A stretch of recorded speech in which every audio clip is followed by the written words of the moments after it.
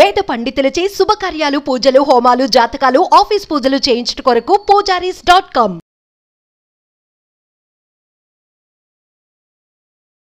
నమస్తే, welcome to Suman TV. నేను మీ యామ్ని. ప్రస్తుతం మనతో ఉన్నారు ప్రముఖ ఆధ్యాత్మికవేత్త, ప్రముఖ జ్యోతిష వాస్తు పండితులు దింటకుర్తి మురళీకృష్ణ గారు ఉన్నారు. మరి గురుగారితో మాట్లాడి మనకున్న సందేహాల గురించి అడిగి తెలుసుకుందాం.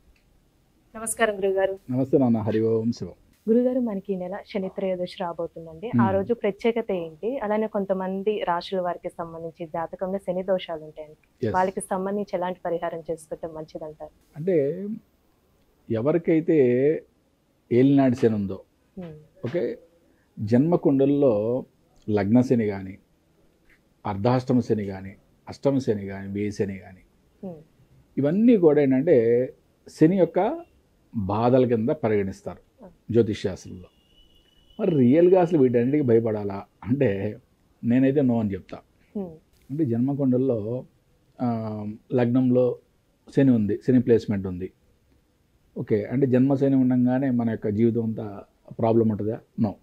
అలాగే అర్ధాష్టమ శని ఉంది, అర్ధాష్టమ శని లేదా అష్టమ శని ఉంది, లేదా వ్యయ శని ఉంది, ఒక్క శని ప్లేస్మెంట్తోనే మన యొక్క జీవితం అంతా ప్రాబ్లం ఉంటుంది అంటే నో అని చెప్తాను నేను. ఎందుకంటే మిగతా గ్రహాల యొక్క ప్లేస్మెంట్ కూడా చాలా ఇంపార్టెంట్.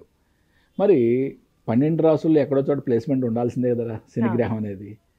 అంటే శని ఏ యొక్క భావంలో ఉందో ఆ యొక్క భావం కొంతవరకు చెడిపోయిందని చెప్పి భావిస్తాం, ఓకే, జ్యోతిష్ శాస్త్రంలో. దాన్ని పూర్తిగా వన్ సైడెడ్గా మనం కొట్టిపడేయడం లేదు, ఓకే. మిగతా గ్రహాల యొక్క ప్లేస్మెంట్స్ని బట్టి మనకి శని గ్రహం యొక్క ప్రాబ్లమాటిక్ ఉందా లేకపోతే అది పాజిటివ్ రిజల్ట్స్ వస్తుందా అనేది కూడా మనం బేరీజ్ వేసుకోవాలి. అదొకటే కాకుండా ప్రతి మనిషి జీవితం అంటే పూర్ణాయుష్యుడైన ప్రతి మనిషి జీవితంలో కూడా 30 సంవత్సరాలకు ఒకసారి వచ్చే ఏలినాటి శని వచ్చినప్పుడు 7.5 సంవత్సరాల పాటు ఉంటుంది కదా. మరి ఏలినాటి శనికి విపరీతంగా భయపడుతూ ఉంటారు. అంటే జన్మశని, అష్టమ శని, అర్ధాష్టమ శని, వ్యయ శని, ఈ 4 రకాలకి కాకుండా మళ్ళీ ఏలినాడి శనికి కూడా విపరీతమైన శని బాధలు, శని అంటే భయపడిపోతూ ఉంటారు, ఓకే.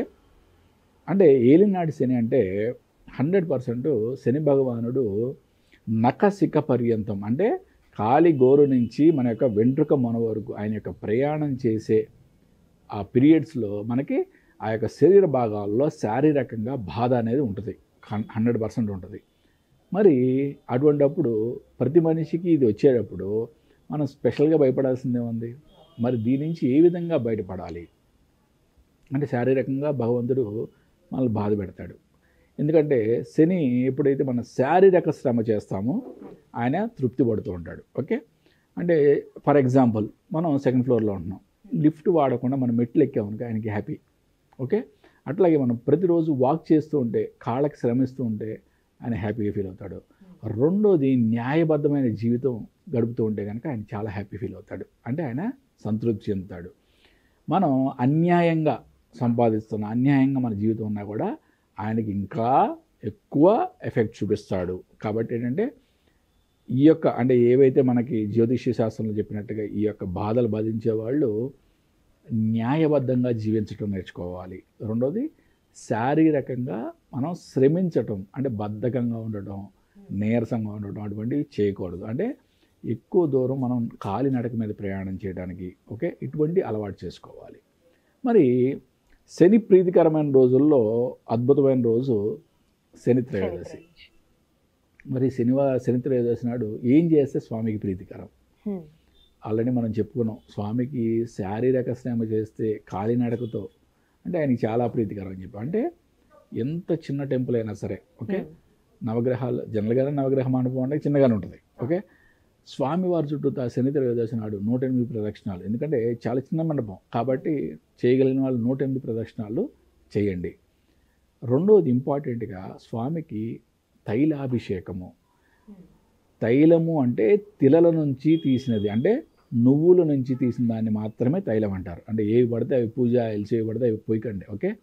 నువ్వుల నూనె, ఓకే, దాంతో స్వామివారికి అభిషేకం చేయడం అనేది చాలా అద్భుతమైన రెమెడీ అని చెప్పుకోవచ్చు. మూడోది స్వామివారికి ఏదైనా బెల్లం కానీ నువ్వుల చిమ్మిని కానీ, ఓకే, నైవేద్యంగా పెట్టడం. ఇంతకు మించి మనం స్వామివారికి పెద్దగా చేయాల్సినట్టు ఏం లేవు. ఓకే, శని త్రయోదశి నాడు ఏవో అవి అవి ఆ యాగాలు చేయాలి, ఈ యాగాలు చేయాలి, ఆ హోమాలు చేయాలి, ఆ పూజలు చేయాలి, ఏమీ లేదు. స్వామివారి దర్శనం చేసుకోవడం, స్వామివారి ముందు మనం ఆయన ప్రదక్షిణ ద్వారా ఆయన ముందు శారీరక శ్రమ చూపించడం, ఓకే, స్వామికి ఇష్టమైనవి నివేదన చేయటం, ఇంతకు మించి మనం చేయగలిగింది ఏం లేదు.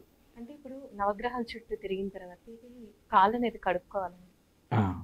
ఇది చాలా అపోహగా ఉంది. ఓకే, మనం అందరి దేవతల్ని ఏ విధంగా అయితే ఆరాధన చేస్తామో, ఓకే, నవగ్రహాలు కూడా ఆ విధంగానే ఆరాధన చేయాలి. ఓకే, ఇది ఊరికి ఏంటంటే చాలా టెంపుల్స్లో ఈ నవగ్రహాల దగ్గర సరైన శుచి శుభ్రత లేకపోవడం అనేది ఉండేది. ఓకే, పురాతన కాలంలో కాదు, కొద్ది మధ్యకాలంలో మా చిన్నప్పుడు వచ్చేప్పటికి కొంచెం శుచి శుభ్రత లేకపోవడం. కాబట్టి ఏంటంటే అక్కడ ఏదైనా నూనె తొక్కుతారు కాబట్టి కాళ్ళు కడుక్కొని రావాలని, లేదా మళ్ళీ ఆ స్వామివారి నవగ్రహ దర్శనం అయిన తర్వాత ఇంటికి వెళ్ళాలని రకరకాలు చెప్తూ ఉంటారు. అటువంటిది ఏమీ లేదు. మనం భగవంతుని యొక్క దర్శనం ఏ విధంగా చేసుకుంటామో వాళ్ళు కూడా, నవగ్రహాలు కూడా అద్భుతమైన భగవంతులు. మన యొక్క జీవిత గమనాన్ని వాళ్ళ చేతుల్లోనే ఉంటుంది. వాళ్ళ మార్చే శక్తి కూడా నవగ్రహాలకు ఉంది. కాబట్టి వాళ్ళని కూడా అద్భుతమైన భగవంతుని యొక్క రూపంలో చూసుకోవాలి.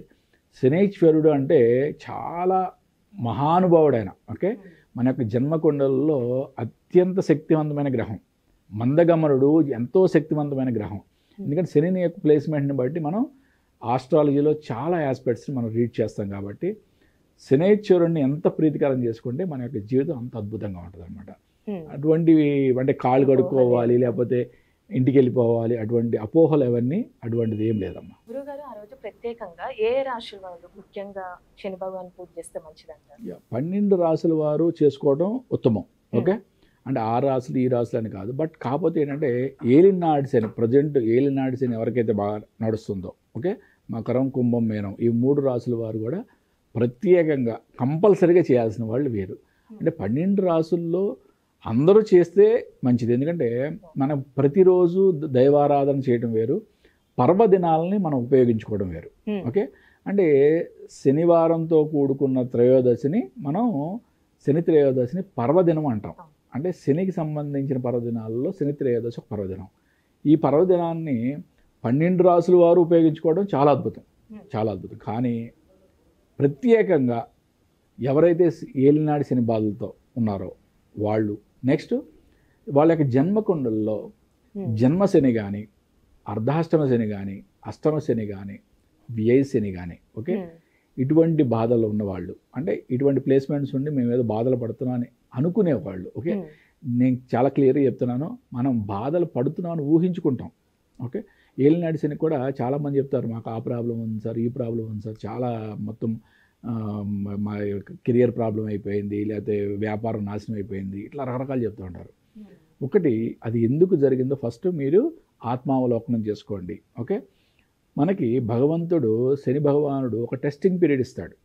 ఆ టెస్టింగ్ పీరియడ్లో కొన్ని పరీక్షలు చేస్తాడు, కానీ మీకు పూర్తిగా మీ యొక్క జీవితాన్ని తలకిందులు చేస్తాడంటే నేను నమ్మను. ఓకే, ఆ టెస్టింగ్ పీరియడ్లో మీరు న్యాయంగా నిలబడుతున్నారా లేదా అనేది ఇంపార్టెంట్. ఆయన టెస్ట్ చేసినప్పుడు మీరు న్యాయంగా నిలబడకుండా అన్యాయంగా ఏదో చేయాలనుకుంటే 100% మీరు ఇంకా కిందకే పడిపోతారు. శని వెళ్తూ వెళ్తూ మంచి చేసి వెళ్తారని. ఎగ్జాక్ట్లీ ఏలినాడు శని 7.5 సంవత్సరాల్లో వెళ్తూ మంచి చేస్తాడని చెప్పి ప్రతిసారి కూడా వెళ్తూ మంచి చేస్తాడని చెప్పారు. అలాగే అంటే ప్రతి ఒక్క మానవుడి యొక్క జీవితంలో 3 times, అంటే పూర్ణాయుష్కులో 3 times వస్తుంది ఏలినాడు శని.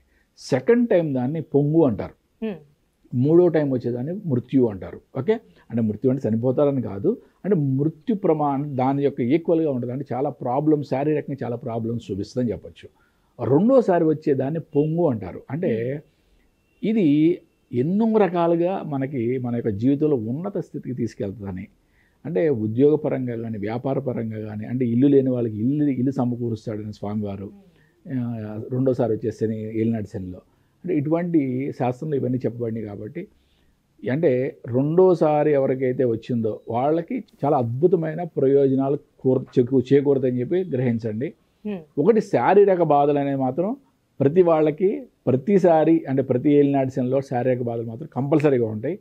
బట్ స్పెషల్గా ఏంటంటే సెకండ్ టైం వచ్చే ఏలినాటి శనిలో వెళ్ళే ముందు అద్భుతంగా యోగకారకంగా స్వామి అనుగ్రహించి వెళ్తాడు. ధన్యవాదాలు. నమస్తే నాన్న. హరి ఓం శివ.